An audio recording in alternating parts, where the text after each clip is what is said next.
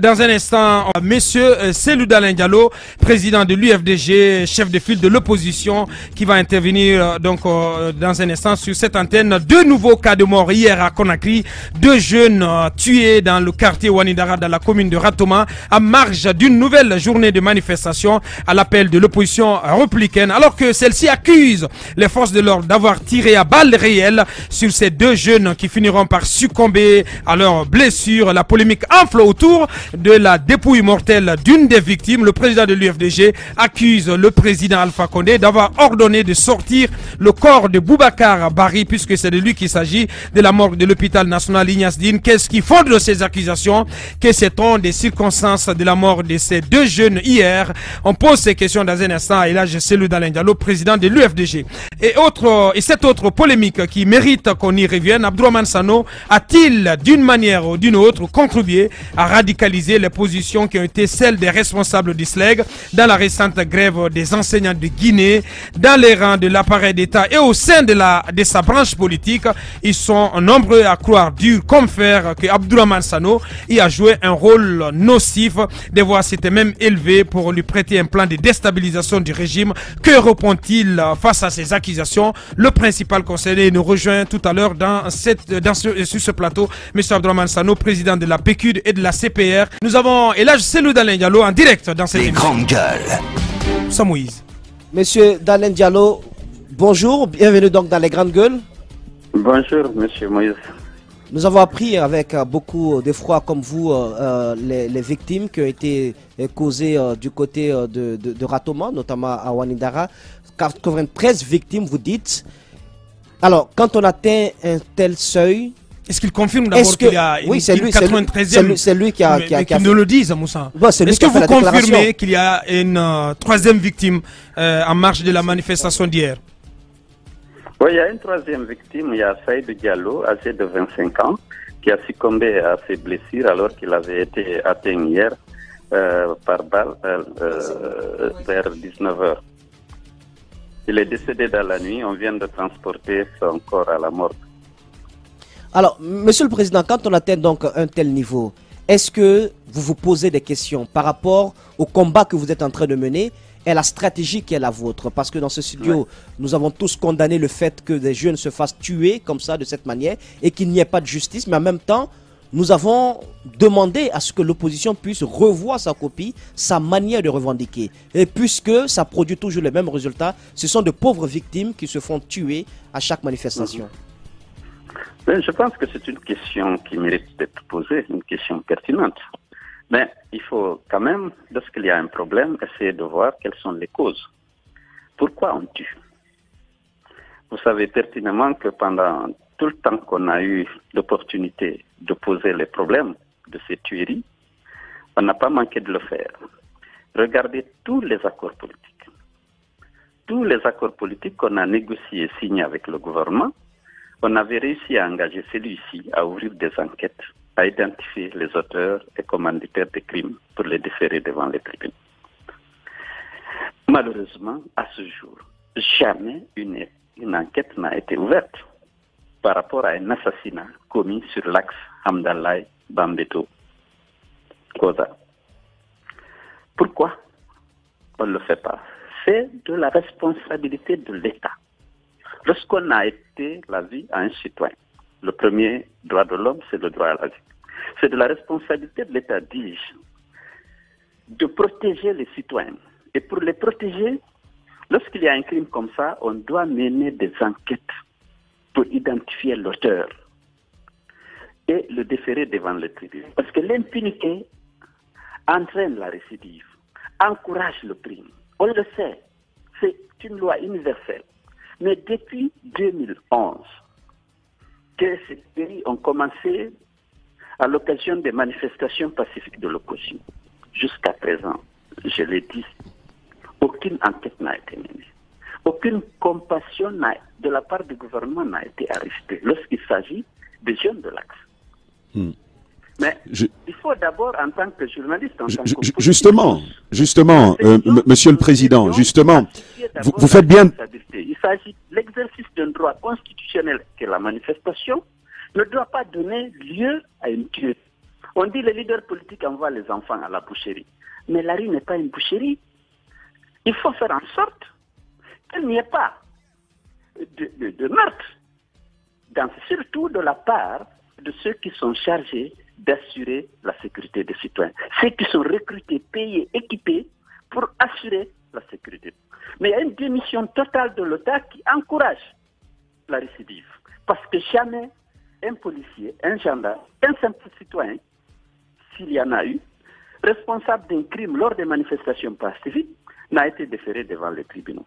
On a vu M. Alpha Condé, lorsque les militaires ont été blessés par des jets de pierre, aller au chevet de ces gens. On n'a jamais reçu une délégation du gouvernement dans une famille éplorée. Ce n'est pas juste. Mais l'État doit faire son travail. Il y a une constitution qui donne le droit de manifester sur les voies et places publiques. Il y a une constitution qui interdit de tuer de manière extrajudiciaire un citoyen. Il faut l'appliquer.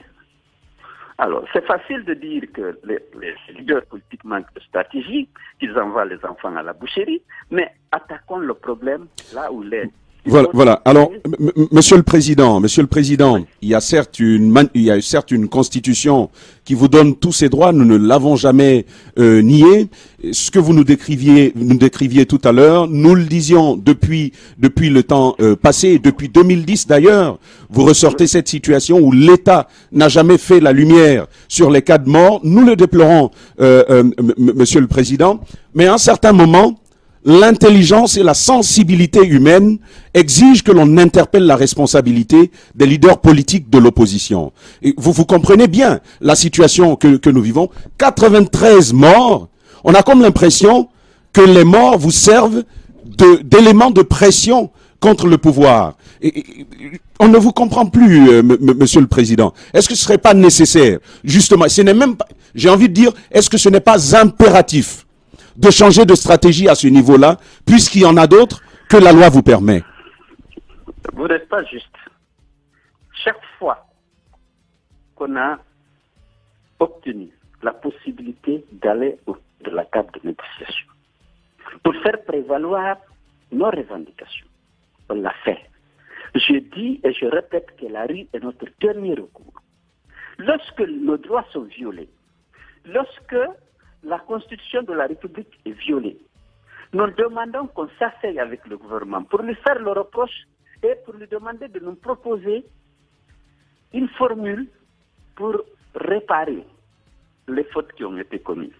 Si on n'a pas obtenu des élections locales, prenons parce qu'on vient de parler des élections, depuis 2010, chaque fois nous voulons le dialogue, nous allons au dialogue, nous passons des accords.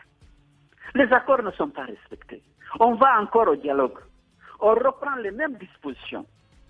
On n'est pas respecté. On attire l'attention de la communauté internationale. On attire l'attention de la société civile. On attire l'attention des religieux. Avant d'aller à la rue, on est victime d'une violation de nos droits. Aidez-nous à réparer. Aidez-nous à ce que nos droits soient respectés. Mais on ne l'a jamais obtenu. Cheikh Fakonde n'a jamais respecté. Mais qu'est-ce qu'on fait? On capitule, on démissionne, on le laisse continuer à violer nos droits. Notre droit à manifester, il le viole en permanence parce qu'il tue les manifestants. Ouais. Il protège les assassins. Alors, l'autre information... Bien, c'est un autre débat, Monsieur le Président, que nous allons mener avec vous. On va vous inviter carrément en studio sur la stratégie de l'opposition. On va passer à cette polémique. L'autre question qu'on voulait vous poser, c'est une polémique qui a gagné la toile, qui a quand même fait polémique hier soir, notamment ce premier jeune qui a été tué du côté de Wanindara. Nous avons appris qu'un appel serait venu de Serhou Touréa demandant de sortir le corps de la morgue de l'hôpital Ignace Dine. Est-ce que vous confirmez cette information? Je confirme l'information et je vous donne les circonstances dans lesquelles ça s'est passé. Oui, allez-y. Mais n'attendez pas à ce que des fonctionnaires comme le directeur de l'hôpital ou le médecin légiste le confirment peut-être, mais c'est ça qui s'est passé. Moi, j'étais à la polyclinique de Dixine. Le corps de M. Barry était là. On l'a déposé à la morgue de Ignace-Dine. Le médecin légiste, le professeur Hassan, l'a pris en charge. Il a promis de faire l'autopsie. On l'a mis dans la chambre froide, il a dit qu'il est fatigué, qu'il ne pourrait le faire qu'aujourd'hui. Il a dit demain. Entre ça, c'était 14h30. Vers 17h, un certain M. Kenema, qui est chargé, semble-t-il, des renseignements à la présidence, appelle le professeur Hassanba pour lui dire de sortir le corps de là-bas et de l'amener en banlieue. Il a dit qu'il ne peut pas, parce que sa déontologie ne lui permet pas. Il insiste, c'est au nom du président de la République, il faut sortir le corps de là-bas. Il a dit, je ne peux pas, ils se sont disputés, il a essayé d'intimider, ça n'a pas marché. Et après, ils ont raccroché. Quelques minutes après, Alpha Condé en personne appelle Awada, le directeur de l'établissement, pour le sommer de sortir immédiatement le corps, dans les 5 minutes qui suivent. Sinon, il le révoque. Automatiquement, il s'est précipité, il a cherché une ambulance. On a extrait le corps de Boubacar Bari, on a mis dans une ambulance et l'ambulance est partie.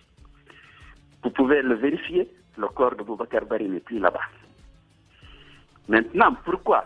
Alors, certains disent c'est parce que on aime faire nos cortèges à partir de Ignasdine, qu'on ne veut pas ça. D'autres disent non, c'est la haine qu'il a contre le peuple, c'était un peuple, vous connaissez Alpha Condé, ça pour la phobie est connue. Beaucoup de choses ont été dites. Je ne sais pas ce qui est vrai. Ce qui est vrai, par contre, je suis formel. Ce que je vous dis, ça s'est passé comme ça. Le corps de Boubacar Bari n'est plus ailleurs. Mais la question que bon nombre de Guinéens se posent, Monsieur le Président, comment avez-vous su que le président Alpha Condé a appelé en personne Dr Awada? Appelez-le. De toute façon, c'est un fonctionnaire. Il va nier. Il va vous dire quand même que le corps n'est plus là-bas. Parce qu'on peut les poursuivre. Où ils ont mis le corps et ils vont qu'à expliquer pourquoi. Ils l'ont sorti. Alors, est-ce que vous avez cherché à savoir où se trouve le corps en ce moment aussi? Bon, je ne sais pas. On m'a dit qu'il serait vers l'hôpital sino-guinéen, mais je n'ai pas vérifié. Parce que lorsque, dans la soirée, je n'avais pas pu savoir vers où le corps était parti. Mais je sais que c'est les instructions d'abord de M. Kenema, et ensuite, finalement, celle du président de la République qui a appelé son ami Awada pour le sommer de sortir le corps de là-bas. Bien. Alors, et là, c'est Cellou Dalein Diallo, président de l'UFDG, en direct. Dernière question, Moussa. Monsieur le Président, 93 victimes, jusqu'où vous êtes prêt à partir? Est-ce que, dans les prochains jours, vous allez dérouler notre plan de stratégie? De manifestation, oui, c'est un droit qu'on exercera. Est-ce qu'il faut s'attendre à de nouvelles manifestations les jours à venir? Oui, bien entendu. Tant que nous, nos suffrages ne sont pas restitués, on va continuer les manifestations. Bien. Bien. Et là, c'est Cellou Dalein Diallo, président de l'UFDG, chef de file de l'opposition. Oui. Ce qui s'est passé hier à Wanindara. Oui, un mot là-dessus. L'ex-cadron de la gendarmerie, ECO 5, s'est livré à un carnage. 15 personnes blessées par balle, 3 morts, dont les corps maintenant sont à la mort. Les responsabilités sont situées, les gens connaissent même les individus. On a vu un gendarme regarder un jeune, vous dire, vous les peuls, et lui envoyer la balle directement sur le nez. Vous voyez comment son visage est éclaté, vous avez vu les images sur l'équipe. Il faut que cette haine-là s'arrête, quand même. Et qu'il faut qu'on sente qu'on est dans un état.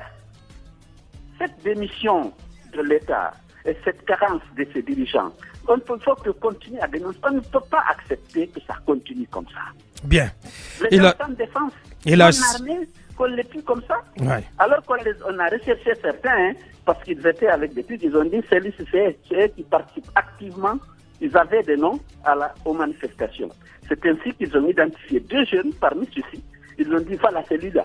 Et puis ils l'ont tiré, abattu. Ça aussi, c'est le renseignement. Mais c'est l'ECO 5 de la gendarmerie qui a Wanindara. Oui. C'est elle qui s'est livrée au carnage et au pillage des concessions des responsables de l'UFDG. Même la station d'essence, c'est eux qui l'ont pillé. Après, ils sont revenus comme pompiers. Bien. Et là, Cellou Dalein, donc il pointe l'ECO 5 d'Anco 5 dans les massacres qui, je ne veux pas dire le massacre, en tout cas, dans ce qui est arrivé hier en marge de la manifestation annoncée par l'opposition. Merci à vous, Monsieur le Président de l'UFDG. Le cocktail des grandes gueules. Spontanéité et liberté de ton. Les grandes gueules. tout sur les dessous de l'actu. Ici, l'actu rime avec liberté de ton sur Radio Espace. Dans un instant, notre invité qui va nous rejoindre dans ces studios, monsieur Abdourahmane Sano, président de la PQD et de la CPR. Monsieur Abdourahmane Sano, donc, qui a été pointé du doigt dans la récente grève des enseignants de Guinée. Y a-t-il joué un rôle nocif? On va lui poser la question dans un instant. Qu'en est-il donc réellement de son implication dans cette grève et que répond donc face aux accusations qui ont été portées à sa charge? Abdourahmane Sano, président de la PQ, dans un instant, il va s'installer dans ce studio. Mais avant, Ahmed, très rapidement, on a écouté la cellule d'Alain Diallo. Oui, c'est vrai qu'on l'a écouté, mais il y a certains mots quand même qui sont employés par le président de l'UFDG que j'aime pas trop entendre en tant que chef de file de l'opposition et grand leader politique comme lui. J'aime pas trop entendre ces mots, comme quand il dit foulaphobie, quand il dit les jeunes de l'Axe 93 qui sont tombés. Non, les 93 ne sont pas forcément de l'Axe. J'aurais voulu, en tant que leader, grand leader, qui disent 93 Guinéens et non 93 jeunes de l'Axe. Parce que c'est 93, je pense qu'il y en a d'autres qui sont tombés même au rond-point de Matoto ici. Il y en a encore d'autres, je crois, qui sont tombés à l'intérieur du pays. Donc, j'aime pas trop cibler parfois certains points dans l'intervention, et je pense que c'est cela une véritable communication qui peut vous donner l'image de rassembleur. Mais comme ça, on ne voit pas en vous l'image d'un véritable rassembleur. Merci. Mais je dis que ce qui s'est passé hier à la morgue, c'est l'erreur encore qu'il ne fallait pas commettre. Ce n'est pas normal.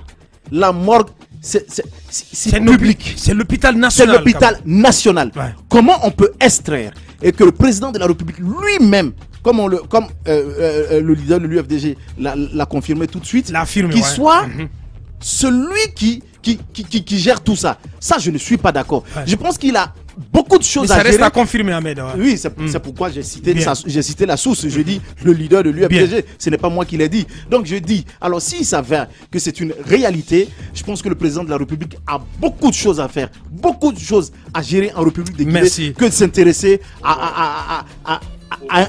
aux morts. À la gestion d'une mort. C'est vraiment l'erreur qu'il ne fallait pas encore commettre. Bien. Allez-y, Tamba. Moi, je crois que ce que j'avais à dire sur ce sujet, je l'ai simplement dit. Et je veux simplement aussi rappeler à M. Cellou Dalein Diallo que tous, nous avons une responsabilité à jouer. Nous, les médias, avons notre responsabilité dans ce qui peut arriver. Les leaders politiques qui en appellent aux manifestations, je le redis, les manifestations sont un droit constitutionnel, mais elles se déclinent sous plusieurs formes. Il n'y a pas que les marches qui sont des manifestations, qui peuvent constituer des manifestations politiques. Il y a des sit-ins, il y a d'autres possibilités qui s'offrent. Donc, à ces leaders-là, ils peuvent en faire usage. Mais cette accentuation, si tu veux, cet arc-boutement à la manifestation de rue, on en voit bien les résultats. Il faut pouvoir la remettre en cause. C'est aussi cela l'humilité et la responsabilité. Merci à vous. La situation peut être sauvée rapidement.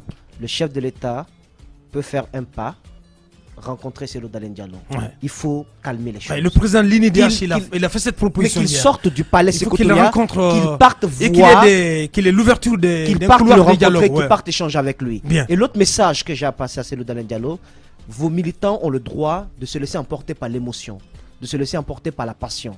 Mais vous êtes le leader. Vous êtes le leader et tout le monde sait tout ce que vous avez pu faire pour que la paix règne depuis 2010 dans ce pays. Ouais. Je pense qu'il va falloir continuer dans cette lancée. Ne vous laissez pas. Si la tête se laisse submerger par la passion, je pense que tout le reste est perdu. Merci. Résistez, soyez forts, même s'il y a de ces mots qui vous viennent dans la tête et qui peuvent créer des situations de turbulence. Il faut les réprimer. Merci. Merci Moussa. Allez-y, ouais. À mon entendement, ce ne sont pas ces couloirs de dialogue répétés entre le président de la République et le chef de file de l'opposition qui va résoudre le problème. Il faut quand même dialoguer. Non. Permettez-moi d'aller jusqu'au bout très rapidement. Vous voulez quoi? Laisse-moi aller rapidement. Ils n'ont qu'à se rencontrer s'ils veulent 10 000 fois par jour. Tant qu'il y aura ces sentiments d'injustice qui existent, le problème ne sera pas résolu. Oui, mais justement, il faut que le président de la République... parler de tout ça. Dakar, il faut que le président de la République instruise à la justice de mener des enquêtes et que les auteurs de tous ces tueries-là enfin soient dénichés et punis. En ce moment-là, on va décourager d'autres qui ont cette velléité à tuer à chaque moment. Rencontre sur rencontre, il y en a eu déjà, ça n'a jamais résolu le problème. Il faut résoudre le problème par la justice. Merci, Roby. Ouais, les vérités de Roby sur cette antenne. On en vient à notre invité qui s'est installé dans ce studio, monsieur Abdourahmane Sano, président de la PQD et de la CPR. Il a été accusé donc de 7 péchés capitaux d'Israël, on peut le dire comme ça, dans la gestion de la récente crise, de la récente grève des enseignants de Guinée. Quel rôle a-t-il joué dans cette grève? Y a-t-il été impliqué d'une manière ou d'une autre? Sa réponse, ses vérités, c'est ici et maintenant. Monsieur Sano, bonjour. Bonjour. Merci de répondre à notre invitation, Ahmed. Monsieur Sano, moi je ne vais pas dire vous, je vais parler directement de votre structure, la PQD. Qu'est-ce que la PQD a joué concrètement comme rôle dans tout ce qui s'est passé comme manifestation ou encore crise de l'éducation dans notre pays?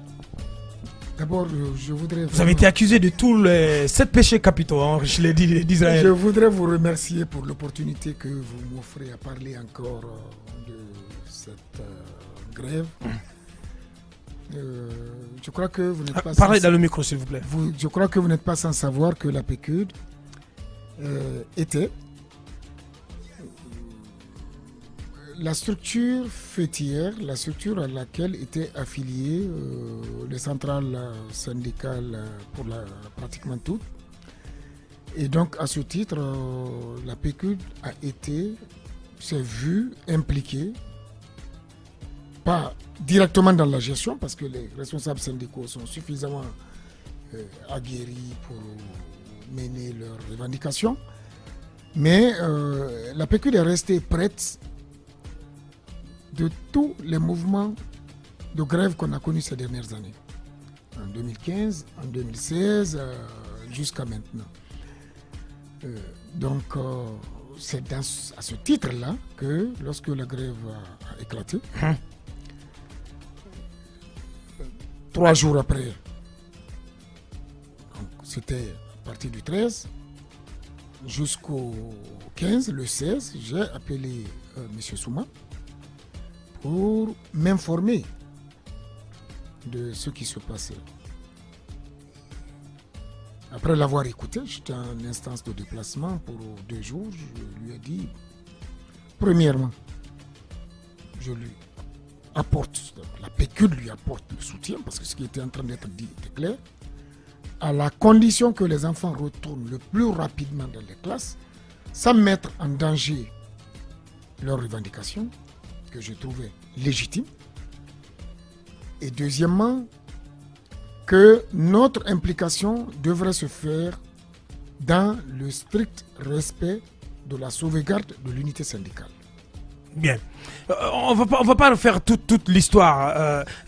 On sait que donc vous avez été très impliqué, vous avez soutenu Souma et son groupe, vous êtes impliqué donc dans la résolution, même dans la recherche d'une sortie des crises. Mais comment vous expliquez le fait que soudain, à cause de cette implication, que au niveau du pouvoir en place et du parti présidentiel, le PJ Cancel, qu'on voit des attaques de gauche à droite contre votre personne et qu'on vous accuse même d'être très proche de Benny Stemmons, c'est pareil qu'il vous appelait et que vous avez reçu quelques fonds. Qui faisait transiter les fonds par l'abbé et que vous étiez donc en train de mettre en place un plan de déstabilisation du régime. Parce que vous seriez contre le président Alpha Condé, vos rapports seraient très exécrables. Par rapport à cela, on a notamment écouté l'honorable Damaro du RPG qui dit qu'il a senti que vous détestiez foncièrement le président de la République. Et Damaro qui va plus loin, qui vous qualifie d'opposant.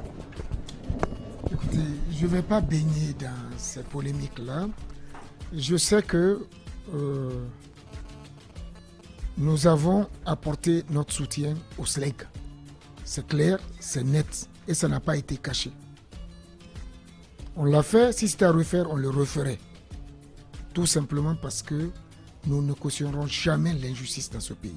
Il y a les uns qui volent et on veut que les autres soient soumis. Et vous êtes foncièrement contre l'injustice. On est foncièrement contre cela. Si ça fait peur à certains, qu'ils se préparent. Oui, monsieur Sano, parce que notre lutte sur ce plan-là va continuer et notre conviction est totale là-dessus. Maintenant, vous voulez renverser le pouvoir d'Alpha Condé? Les grandes gueules. On vous pose la question, on pose les questions que les uns et les autres se posent. Parce que ce qu'on entend du RPG... Si. La justice pour tous les Guinéens est quelque chose à laquelle nous sommes tous en droit d'aspirer. Et que défendre cette justice-là, c'est renverser un régime, j'assume. Absolument rien ne va nous ébranler en termes de chantage, en termes d'intimidation, je ne sais pas, en termes de calomnie, non. On ne se laisserait pas distraire. Est-ce que vous le faites sur le plan légal? Est-ce que vous vous entourez de toute la protection juridique qu'il faut en agissant? Ou bien, pour lutter contre l'injustice, vous êtes prêt à user aussi de l'injustice? Non, mais on n'a pas besoin de faire autre chose que d'exprimer sa citoyenneté. On dénonce. Notre position est très claire. Nous sommes contre la mauvaise gouvernance et nous nous battons contre la mauvaise gouvernance. Monsieur Sano, s'il vous plaît, attendez que je réponde.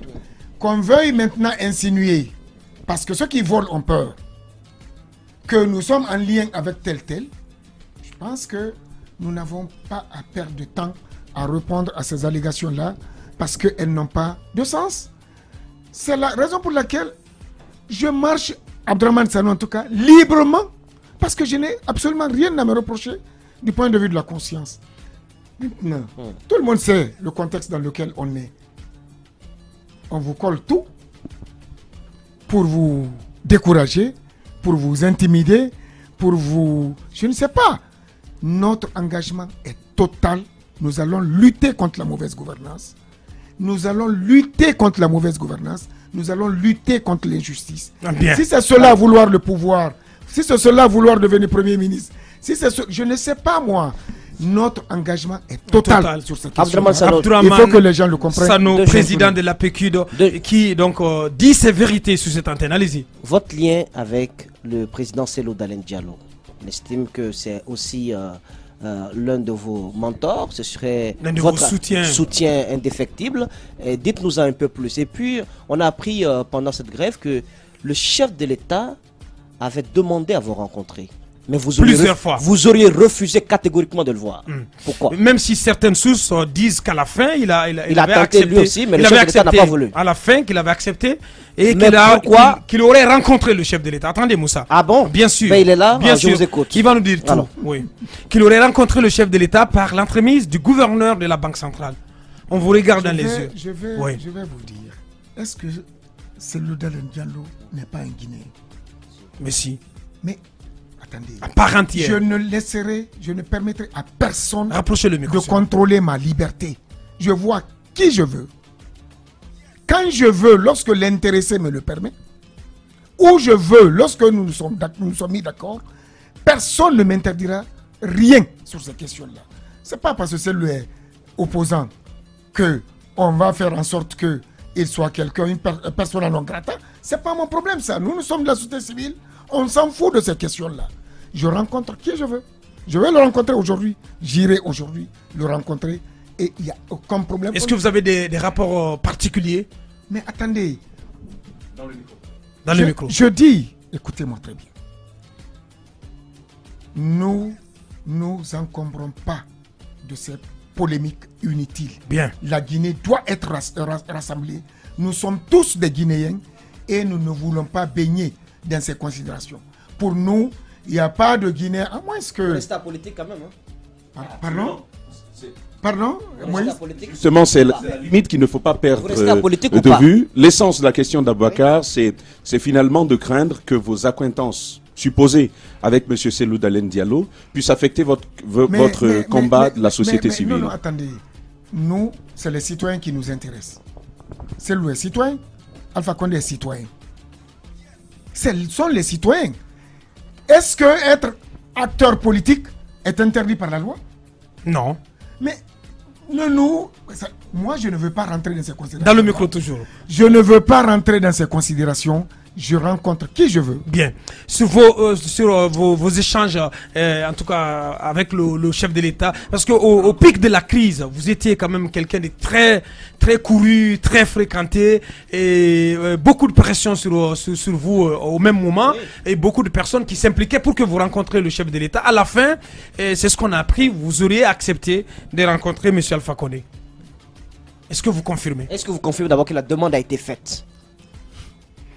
Bon, écoutez, oui, j'ai rencontré le président de la République le lundi. Voilà. La rencontre... À sa demande? Oui, bien sûr. Bien. La rencontre a été courtoise.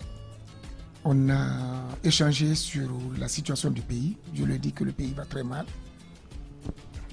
Et je lui ai dit ce que j'ai dit à qui veut l'entendre, à qui voulait l'entendre, que oui, j'ai soutenu le syndicaliste de SLEC dans son combat, et que j'ai appuyé les chefs religieux. Tout ce qui a été fait à ce niveau-là, c'était pratiquement avec mon appui. Bien. Nous n'avons pas voulu être écoutés. Le chef de l'État m'a dit que ça a été une erreur de communication de son gouvernement. Mais je lui ai rappelé aussi sa responsabilité là-dedans. Comment il a pris tout cela? Bon, c'était assez courtois. C'est courtois. Nous avons parlé d'autres questions, notamment... le problème de constitution, parce qu'il a ouvert une brèche là-dessus. Je lui ai conseillé de ne pas toucher à la constitution. Bien. Et aussi, j'ai attiré son attention sur certaines pratiques qui ne sont pas bien de sa part. Quelles sont? Et qui déstabilisent le gouvernement. L'interférence, vouloir gérer les détails. Et nous avons demandé aussi que dans le contexte actuel, il faut un gouvernement qui permette de nous sortir. Mais clairement, quand il a parlé de constitution, qu'est-ce que vous avez ressenti dans sa question? Au travers de ses propos. Non, écoutez, je ne peux pas rentrer dans les détails. C'est important, les Guinéens ont besoin de savoir. Je déconseille qu'on touche à la constitution. Mais il a dit que c'est la plus mauvaise au monde. Qu'elle soit plus mauvaise au monde, on ne lui permettra pas de toucher à la constitution. Et quelle a été sa réaction? Il a été réceptif à cela? Il m'a dit qu'on lui prête des intentions. D'accord. Bien. Sinon, il ne veut pas. Vous, vraiment, je voudrais... C'est important qu'on crève l'abcès. Qu'on soit assez clair. Oui. Les grandes gueules. Nous sommes arrivés à un niveau où la gouvernance telle que se mène dans notre pays aujourd'hui, on dit stop, ça doit être arrêté. Bien. Alors, cette question, pourquoi vous avez refusé pendant plusieurs jours à rencontrer le président Alpha Condé au moment de la grève? Écoutez, c'est pas le débat. Dans le micro, oui. Mais si, ça fait non, c'est important. Oui, c'est important. Vous savez, on sait très bien, tout le monde a senti comment la situation là a été gérée. Il y avait tellement de personnes, tellement de canaux, tellement de faisceaux. Nous avions commencé par dire aux gens, parler avec les syndicalistes pour que les enfants retournent le plus rapidement en classe. Tout le monde s'est accablé. Personnellement, ou en tout cas la PQ s'est sentie trahie dans son engagement parce qu'elle avait un contrat avec les leaders syndicaux pour qu'on les aide à ramener souvent vers eux, dans le cadre de l'unité syndicale, pour que la crise là soit gérée le plus rapidement possible sans mettre en danger les revendications des enseignants. Ça n'a pas été compris et puis les gens allaient dans tous les sens. On ne voulait plus baigner dans cette logique-là. Bien. Je rappelle que je suis un citoyen et que la liberté d'exercer cette citoyenneté-là, personne ne la contrôle. C'est bien. Moi. D'accord, d'accord. Monsieur Abdourahmane Salou, il ne reste que 2 minutes avec lui. Oui, c'est comme il a dit. Il rencontre qui il veut, quand il veut et où il veut. Alors, est-ce que vous avez une relation avec Bénistin Imens? C'est pas. Lorsque je l'ai appris, je vais vous dire. Hein, voilà. Quelqu'un est venu en famille voir mon père, pour lui dire qu'il vient le voir pour un problème extrêmement grave, un problème d'État, et les renseignements généraux auraient des preuves accablantes disant qu'il y a un juif qui m'envoie de l'argent à partir de Dakar. À partir de l'abbé, je reçois l'argent et je finance le syndicat. Je dis, mais où est le juif là? Parce que moi j'ai tellement de problèmes d'argent. Je vais le voir pour que vraiment il me donne de l'argent. Ouais. Donc c'est totalement absurde. Ça ne m'a fait ni chaud ni froid. Bien. Alors, toute dernière question. Notre question, c'est évidemment l'inquiétude suite à l'interview du ministre du budget, sur RFI. M. Doumbouya, sur RFI, qui parle désormais de la possibilité d'augmentation du prix du carburant, etc.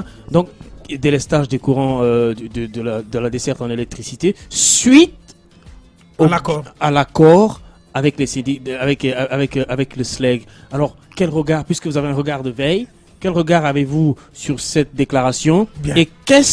Et à quoi doit-on s'attendre? Bien, en une minute, monsieur Sanon. C'était une déclaration très maladroite. Nous n'accepterons pas une augmentation du prix du carburant. Dans le contexte actuel, on n'acceptera pas, la société civile n'acceptera pas. S'ils veulent aggraver la crise, on aggravera la crise, mais la société civile n'acceptera pas. C'est aussi simple. D'accord, on est pris par le temps. Alors on a posé. On est pris par le temps, Moussa. Non, non, ça concerne tous les fonctionnaires, avec bien sûr un échelonnement qui favorise les enseignants compte tenu de leur spécificité. Monsieur Abdourahmane Sano, merci d'être passé par ici ce matin. C'est à moi de vous remercier.